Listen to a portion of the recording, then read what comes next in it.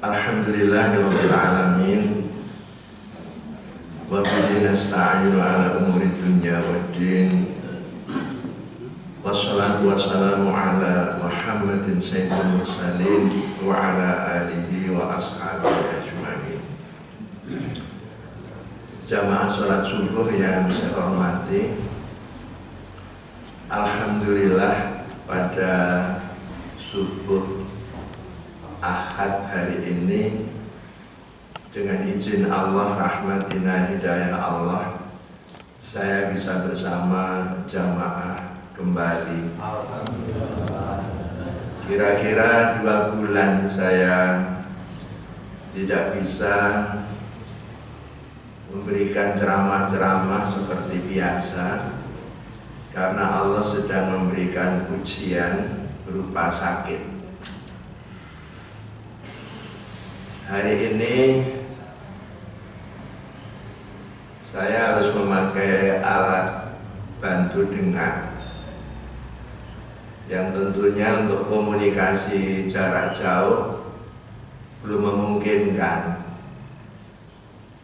sehingga dalam pengajian-pengajian itu kalau dialog sementara dengan tertulis.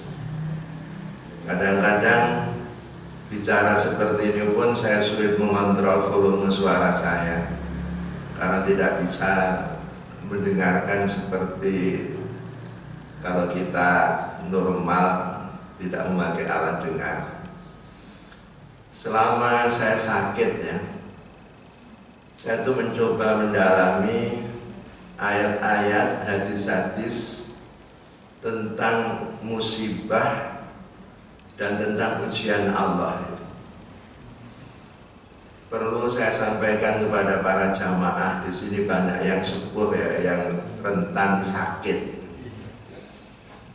Orang seperti saya ini paling tidak kan tahu doa apa yang paling hebat dipakai untuk bermohon kepada Allah.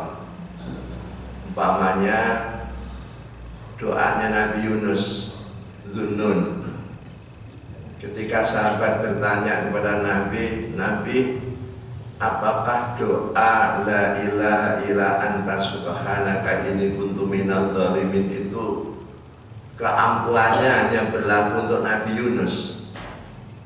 Nabi menjawab tidak.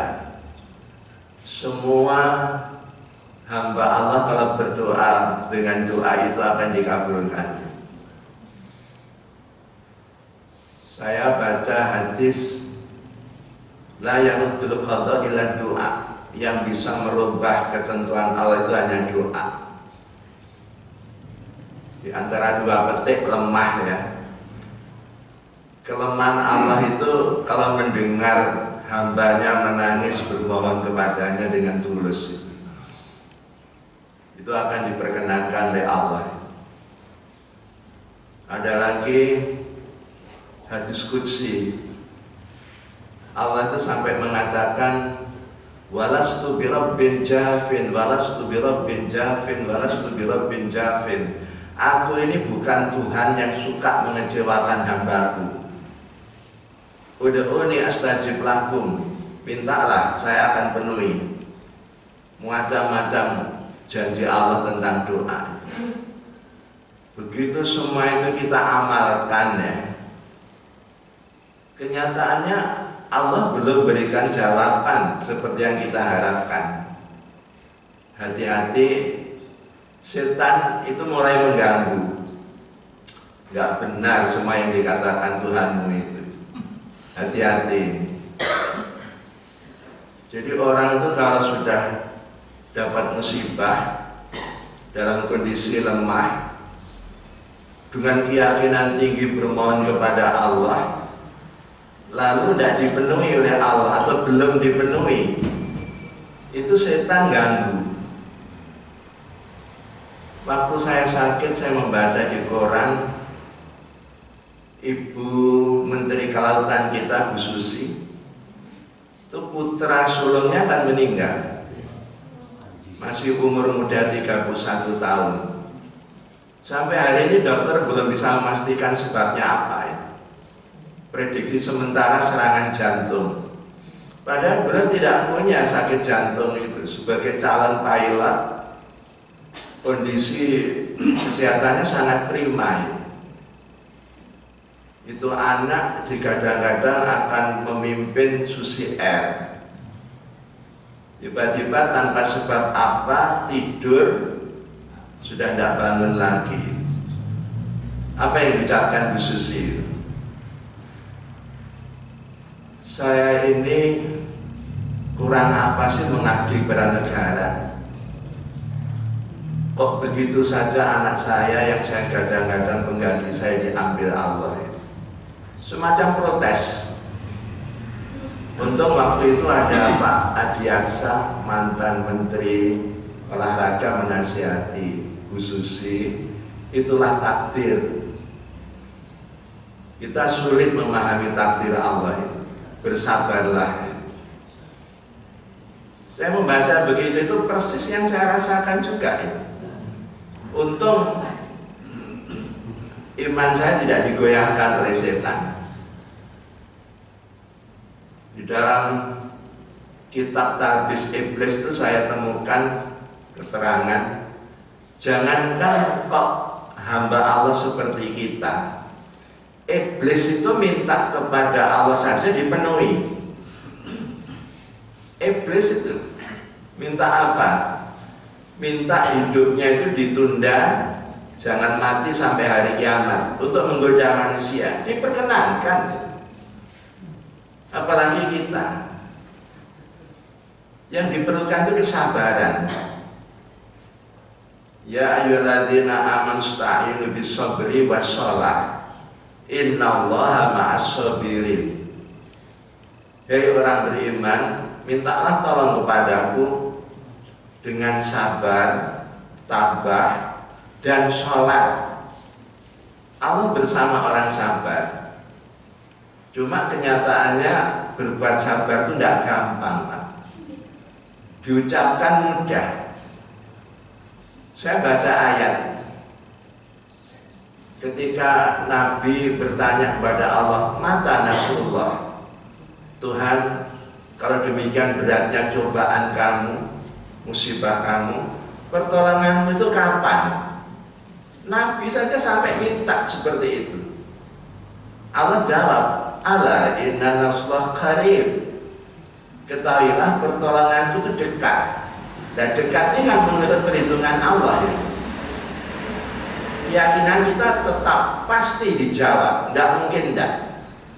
Cuma kapan, bentuknya gimana, itu hak prerogatif Allah itu. Bukan main sabar itu beratnya.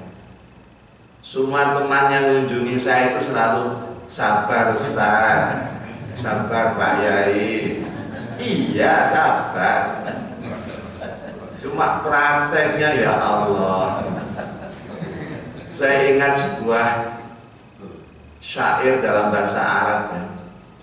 As-sabru kas-sabiri murrun fi mardaqatihi lakin awaqibu ahla minal asali. Melakukan sabar itu ya seperti makan sesuatu sepahit empedu. Waduh, pahitnya bukan main. Tapi kalau tahan, ahla minal asali, buahnya itu lebih manis ketimbang madu itu. Sabar. Nah, setelah saya dalami hakikat ujian Allah, musibah, hidup ini tidak akan lepas dari ujian. Di dalam surat Al-Ankabut laba-laba ayat 2-3, Allah itu sampai bertanya gini, ahasiban nasu ayutraku ayaqulu amanna wa hum la yuftanu. Apakah manusia itu mengira kalau sudah mengatakan beriman, jadi orang yang ahli agama, lalu tidak diuji? Justru imannya semakin kuat itu ujiannya semakin berat. Nah, untuk apa ujian itu? Walaqad fatannal ladzina min qablihim fala ya'lamannallahu alladzina shadaqu wa la ya'lamannal kadzibin. Dengan ujian itu bisa diketahui iman seseorang itu betul-betul beriman atau imannya itu iman palsu. Bukan berarti tanpa ujian itu Allah nggak tahu, bukan. Beda dengan panitia ujian. Kalau panitia ujian itu tahu kualitas yang diuji setelah memeriksa hasil ujian. Kalau enggak, kita. Jadi iman kita itu akan diuji dengan musibah-musibah. Dalam hadis saya temukan Nabi berkata gini, Innallaha la yujarrabu ahadukum bil bala kama yujarrabu ahadukum dhahabu bin nar. Faminhum may yahmudu kadzabil iblis wa minhum may yahmudu kadzabil aswad. Pakai fi'il mudhari la yujarrabu. Sesungguhnya Allah pasti akan menguji kalian sebagaimana kalian menguji logam mulia kalian, emas, dengan api dibakar panas. Begitu dibakar ada yang keluar kuning cemerlang, nah itu yang 24 karat. Tapi ada yang keluar aswad, hitam kelam, itu bukan emas, loyang. Nah, di sini ujian itu bisa memberitahu kita itu emas atau loyang. Bahkan di dalam surat Al-Baqarah 214 ya, Allah itu bertanya gini, kita ini kan pendamba-pendamba surgawi. Am hasibtum an tadkhulul jannata? Kenapa sih kalian tuh kok kesusun mengira akan aku masukkan surga? Walamma ya'tikum mathal ladzina khalau min qablikum. Padahal belum pernah kukirimkan kepada kalian tuh cobaan-cobaan seperti orang dulu ku coba.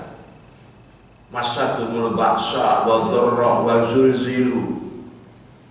Kemalangan, kesempitan, guncangan-guncangan. Hatta ini yang menarik. Sampai-sampai yaqulan rasul walladzina amanu ma'ahu mata nasrullah. Sampai Nabi yang imannya kuat itu, orang-orang beriman yang mengikutinya itu bertanya, kalau demikian beratnya ujianmu ya Allah, lalu kapan datangnya pertolongan kamu? Jadi secara manusiawi walaupun Nabi ya, sudah diguncang dengan cobaan-cobaan yang berat, itu ada semacam keraguan gitu. Apa ya nanti ditolong oleh Allah itu? Nah, itulah sifat manusia. Kalau kita meyakini bahwa ujian itu pasti akan diberlakukan kepada kita ya. Macamnya apa sih?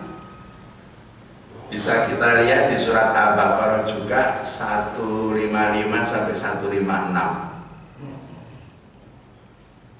Walanabluwannakum, pakai dua huruf penyangat ya, stamilu harfaini takidain, lam dan nun. Pasti dan pasti aku Allah akan menguji kalian.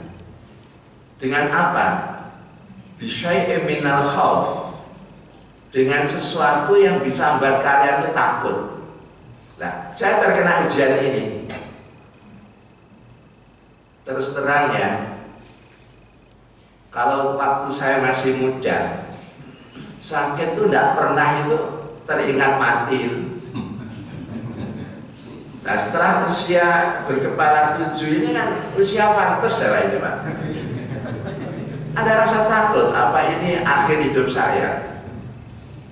Saya masuk rumah sakit, ada teman memberitahu, Ustadz, kiai kita Abdul Muhid dari Batu itu, yang sering gantian dengan saya ngisi di Ahmad Dahlan Masjid di Banyuwangi, sudah sepuh juga masuk rumah sakit.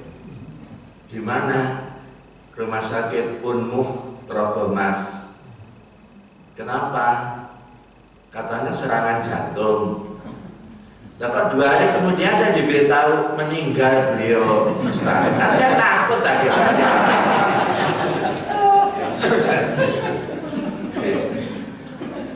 Saya pulang dari rumah sakit 8 hari di rumah sakit Saiful Anwar, diberitahu jamaah saya di Masjid Al Hidayah di Sadia itu, Bapak Dr. Haji Kufal itu mantan Kajati ya, dia juga meninggal.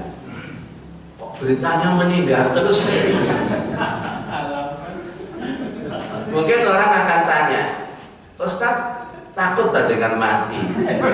Begini, orang boleh saja mengatakan Pak Manan punya kelebihan-kelebihan, silakan. Tapi yang paling tahu diri saya itu kan saya. Saya kan berpikir, apa sanggup saya menghadap Allah itu sudah cukup? Apakah kematian saya itu mencapai tingkat husnul khotimah? Belum lagi jamaah kan tidak tahu saya ini masih punya hutang apa enggak, kan tidak tahu itu. Ya takut juga ya. Yang kedua, baju sesuatu yang buat lapar.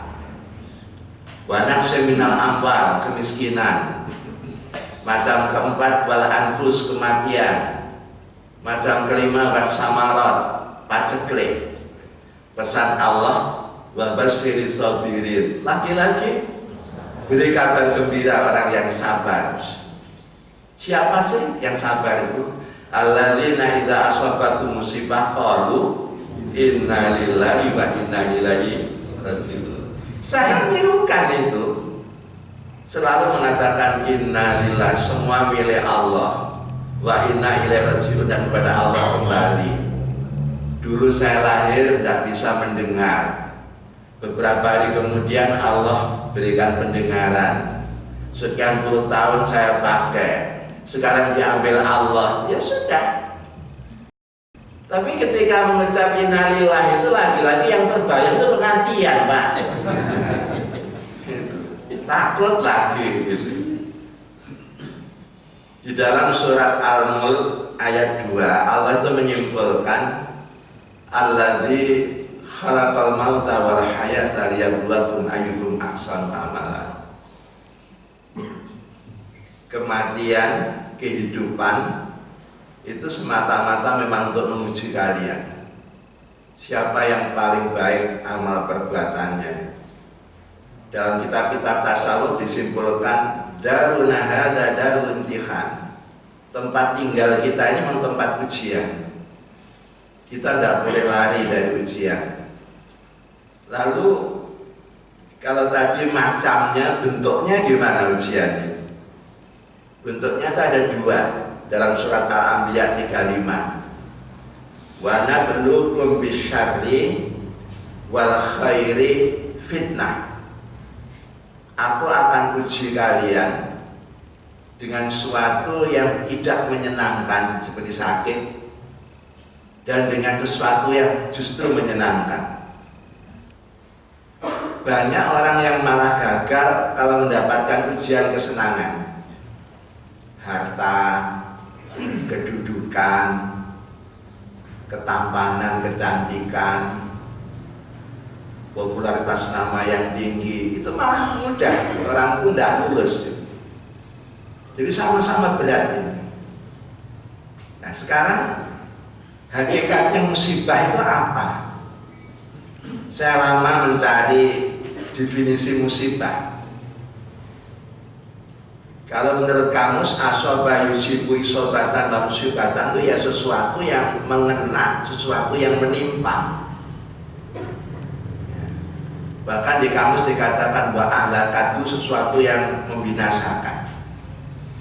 Ternyata dalam sebuah hadis yang diriwayatkan Ibnu Sunni, Nabi itu mendefinisikan singkat sekali, kullu syai'in sa'al mu'minu fahuwa musibah.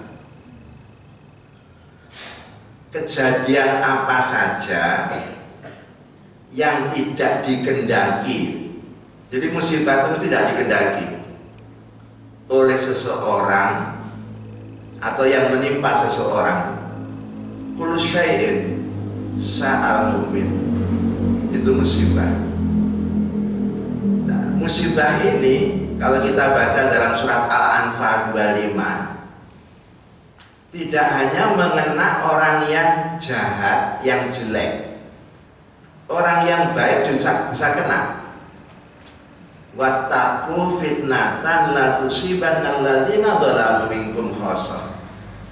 Takutlah kalian terhadap musibah yang tidak hanya mengena orang-orang yang jahat saja.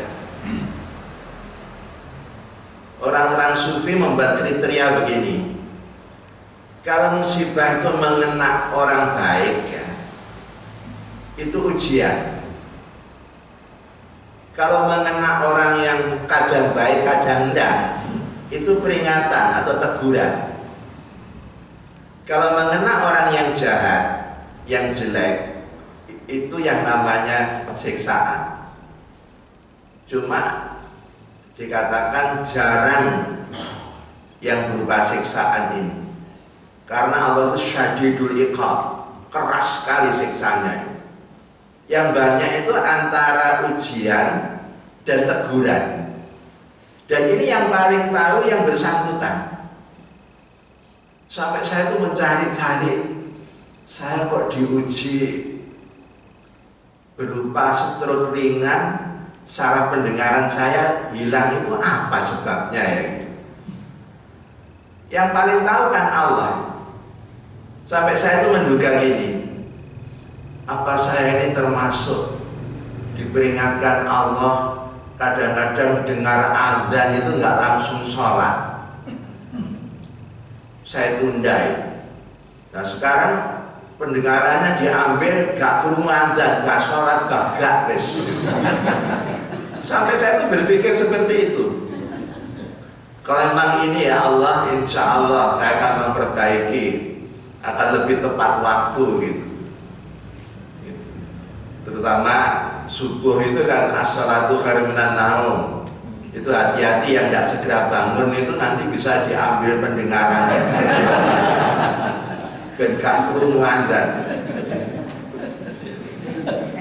Sebulan pertama ya, saya itu Jumatan, sholat Jumat itu nggak bisa dengar khutbah itu jelas. Opo karpe, duduknya lama, nggak dapat pelajaran. Terus saya tuh berpikir, daripada datang Jumatan gak iso ngurungokne, wani khutbah saya. Padahal belum boleh khutbah oleh dokter itu. Saya usul sama takmir, gimana kalau saya khutbah Jumat depan? Dibolehkan. Alhamdulillah bisa, walaupun tidak semudah kalau tidak sakit. Nah, kembali keyakinan saya mampu gitu. Sekarang yang masih dilarang itu jangan setir mobil. Stroke itu Pak ya, terkait dengan otak. Walaupun kita sudah berobat, saya diharuskan 6 bulan itu tergantung obat. Itu sulit berjalan tuh, fokus jejak, mesti ada goyang gitu. Itu ciri khasnya. Gitu. Mungkin nanti kalau sudah berobat sekian lama bisa hilang. Jadi belum boleh setir. Saya tadi diantarkan seseorang ke sini. Mudah-mudahan bulan depan ya, kalau nuruti dokter 100% itu juga kadang-kadang kita terikat dan karu-karuan gitu ya. Ya hati-hati, bismillah gitu. Nah, saya mohon memahami musibah ini ya, hati-hati dengan ayat Al-Hadid 22. Al-Hadid itu besi. Hakikatnya musibah itu ketentuan Allah yang tidak bisa ditolak. Manusia diwajibkan menghindar dan menanggulangi saja. Tapi musibahnya itu pasti terjadi. Nah, Ayatnya saya bacakan. Ma asoba min musibatin fil ardi wala fi anfusikum. Tidak ada satu musibah pun yang terjadi di bumi dan yang menimpa diri kamu illa fi kitabim min qabli an nabra'aha. Semuanya itu sudah tertulis di Lauhil Mahfuz sebelum musibah itu sendiri terjadi. Inna dzalika 'ala Allah yasir. Yang demikian itu bagi Allah sangat mudah. Nah, ayat ini mengundang pemahaman yang kontroversial, multitafsir. Kalau dipahami secara harfiah ya, berarti sebelum saya lahir, atau kalau hadis itu mengatakan janin 120 hari, roh masuk, nasib seseorang itu sudah ditentukan. Umurnya berapa, jadi orang baik apa enggak itu. Kalau pemahamannya seperti ini kan determinisme, Jahmiyah, Jabariyah. Jadi sejak saya lahir sudah tertulis mana Idris Desember 2015 akan terkena stroke ringan gini gitu. Kok rasanya Allah itu menghendaki ketidakbaikan kalau begitu ya. Lalu apa gunanya Rasul diutus? Apa gunanya kitab suci diturunkan untuk membimbing manusia? Kalau sudah diplot seperti itu. Nah, pemahaman pertama ayat ini, yang tertulis itu bukan bentuk musibahnya, sakit saya itu bukan, tapi sunnatullah. Apa itu sunnatullah? Nature of law, hukum alam. Apa itu alam? Kullu masiwallah, apa saja selain Allah. Air mengalir dari tempat tinggi ke tempat rendah. Api membakar. Jantung ini kalau dihentikan detaknya, minum racun gitu ya, orang pasti mati. Seperti Mirna itu loh. Kopi diminumi racun itu pasti mati. Walau tajida li sunnatillahi tabdila. Kau tidak akan menjumpai sunnahku itu berubah, kata Allah. Nah, kemungkinan pertama saya sakit itu karena melanggar sunnatullah. Ceritanya gini loh. Mulai awal Desember saya itu sering beliut. Apa Pak beliut itu? Sebagai orang awam, saya pikir apa tensi saya itu tinggi. Saya tidak punya hipertensi. Dites oleh istri, dia mas 180. Orang tua itu normalnya 130. Kalau anak muda 120.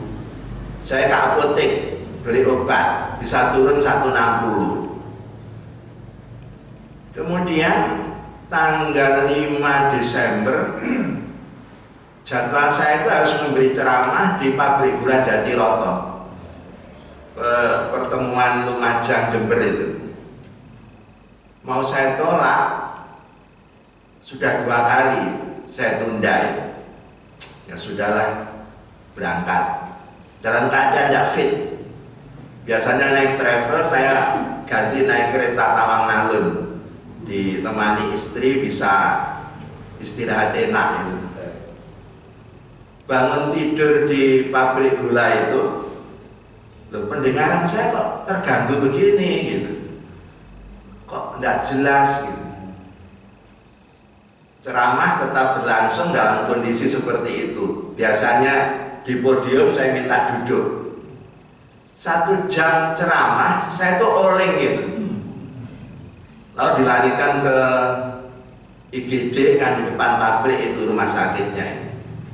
Kata dokter, seorang ibu yang memeriksa, Bapak tensinya tinggi, ini kegemukan. Kok saya tidak bisa dengar jelas dok? Ya nanti saya kasih obat.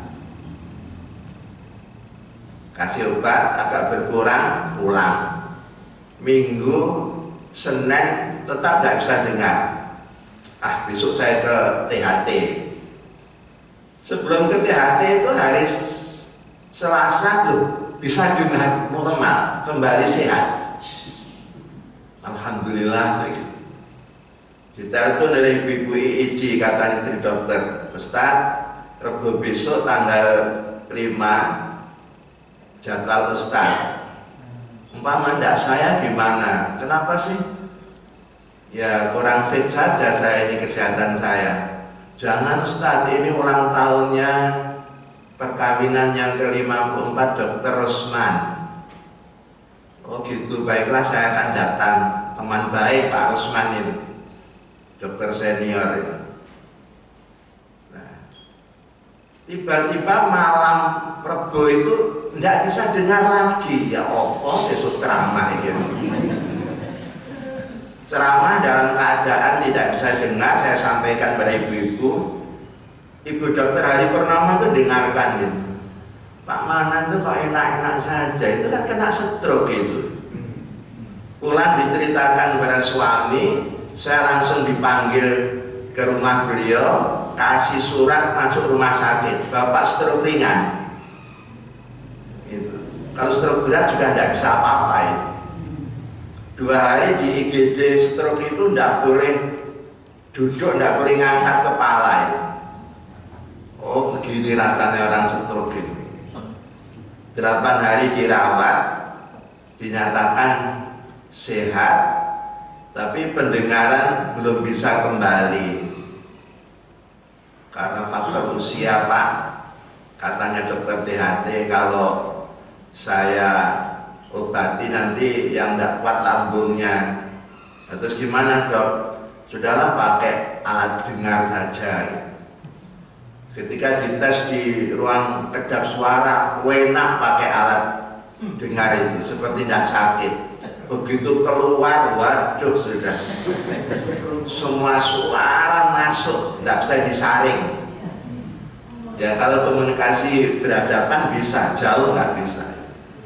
Nah, berdasar ini saya itu melanggar sunatullah. Kata Pak dokter itu gini, Pak Mana itu salahnya satu. Apa dok? Lupa kalau sudah tua. Nek wis tua yo ojo ngaji ado-ado. Ya kalau waktu muda nggak apa-apa, ke Papua, ke Australia, ke Thailand, silakan. Sekarang jangan. Onderdil sudah tua. Stroke itu sebabnya 3 Pak. Generatif, keturunan ini tidak banyak. Yang kedua, salah pola hidup. Ketiga, salah pola makan. Nah, yang saya langgar itu pola hidup, pola makan. Seusia saya, kata dokter, tidur itu yang baik 8 jam. Selama ini hanya 4-5 jam saya. Kurang olahraga, kurang istirahat. Makannya yang disukai yang kolesterol, bongso gule, minang, yang santan-santan itu. Kalau buah ya buah durian, waduh sudah. Untung itu, nggak stok berat itu. Jadi yang saya langgar. Nah, pemahaman kedua, enggak tertulis betul.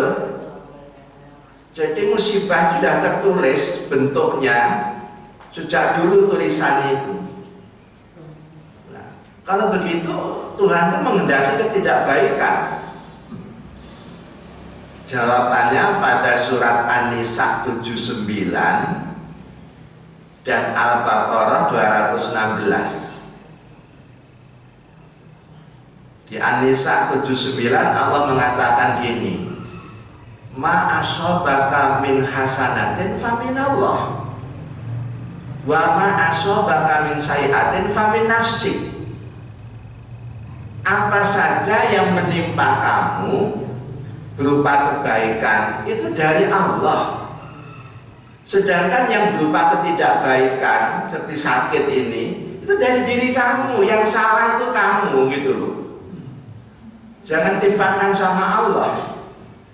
Nah, terus saya berpikir, katakan saya tidak melanggar sunnatullah, pola hidup saya, pola makan saya baik, loh kok saya masih sakit? Ini jawabannya pada surat Al-Baqarah 216. Asa antakrahu syai'an wa huwa khairul lakum wa asa an tuhibbu syai'an wa huwa syarrul lakum. Dalam banyak hal kamu itu tidak menyenangi sesuatu, padahal sesuatu itu sangat baik bagi kamu. Sebaliknya dalam banyak hal kamu itu menyenangi sesuatu, padahal sesuatu itu tidak baik bagi kamu. Nah, lalu saya olah alik gitu ya. Kalau memang ini baik untuk saya, kenyataannya kan tidak baik, tidak enak orang sakit. Di mana sih baiknya itu? Antara lain saya temukan, sakit ini penyadaran bahwa diri kamu itu sudah lemah. Kamu kan suka membaca surat Yasin, wa man nu'ammirhu nakis fil khalqi afala yaqilun. Siapa umurnya dipanjangkan oleh Allah akan dikembalikan ke asal kejadiannya. Lemah. Kenapa sih kok tidak berpikir? Nah, selama ini saya kurang berpikir, gurmojo ayat TikTok itu. Kamu itu sudah lemah. Jangan berpikir masih usia 40, 30. Jarang istirahat, kemana-mana ceramah, sudah tidak kuat kamu. Berarti saya yang salah toh. Nah, saya disuruh merubah pola hidup. Jangan ngoyo, wis tuwa, tidak seperti anak muda ya. Nah, kebaikan yang lain ya, dengan sakit ini saya bisa lebih merasakan betapa penderitaan orang sakit yang lebih dari sakit saya. Saya baru dicoba, tidak bisa mendengar aja sudah wah luar biasa. Tidak bisa setiren aja sudah luar biasa susahnya. Tidak bisa kemana-mana. Mengajar saya di Setat itu sudah saya hentikan, sudah saya tidak akan jadi dosen lagi, sudah berhenti ngajar. Enggak, ceramah sing ringan-ringan aja dan nurut takwa ya. Enak subuh-subuh wis kado. Jadi saya lebih menyadari orang sakit itu luar biasa. Bayangkan yang stroke tidak bisa jalan, tidak bisa bicara. Masya Allah. Kemudian saya berpikir lagi, ada hadis sahih, siapa mendapat musibah, dia ridho, rela, sabar, terus berusaha mengobatinya. Selama proses pengobatan ini dihapuskan dosa-dosanya. Alhamdulillah. Nah, saya berpikir pengobatan medis sudah, non medis alternatif yang islami sudah saya lakukan. Kemudian herbal sudah. Terakhir sekarang ini akupunktur dan akupoin. Hasilnya lumayan nih. Loh kok juga belum sembuh-sembuh. Saya berpikir mungkin catatan Tuhan itu ini saldo dosa muji akeh aja waras dhisik.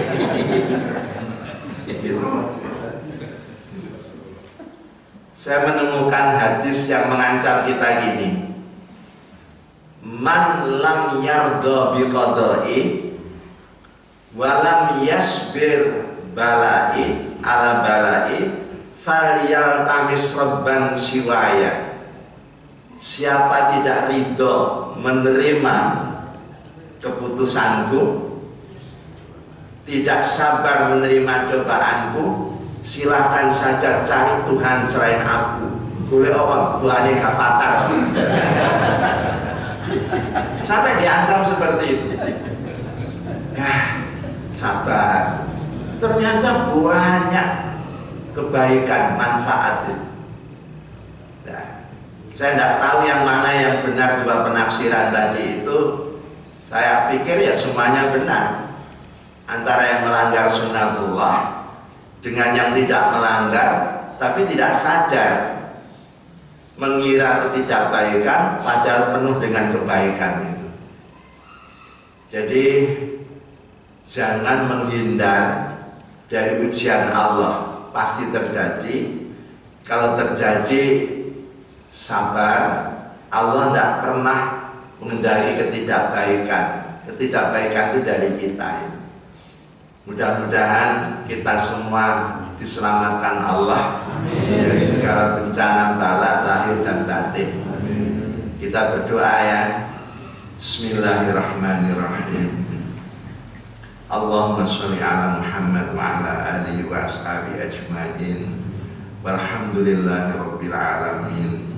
Allahumma antas salam wa minkas salam wa ilaika ya'udu salam. Fahayyina rabbana ya Allah bisalam. Fahayyina rabbana ya Allah bisalam. Fahayyina rabbana ya Allah bisalam. Wa adkhilna jannata darussalam. Rabbana la tu'akhidna in nasina aw akhtana. Rabbana wa la tahmil alaina isra kama hamaltahu 'alal ladzina min qablina. Rabbana wa la tuhammilna ma la taqata lana bih wa'fu 'anna waghfir lana warhamna anta maulana fansurna 'alal qaumil kafirin.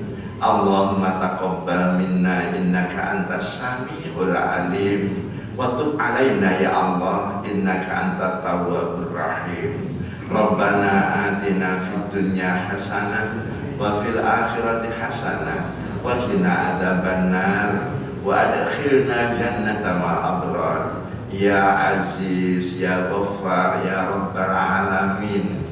Fa subhana rabbika rabbil izzati amma yasifun. Wassalamun ala mursalin walhamdulillahi rabbil alamin. Assalamualaikum warahmatullahi wabarakatuh.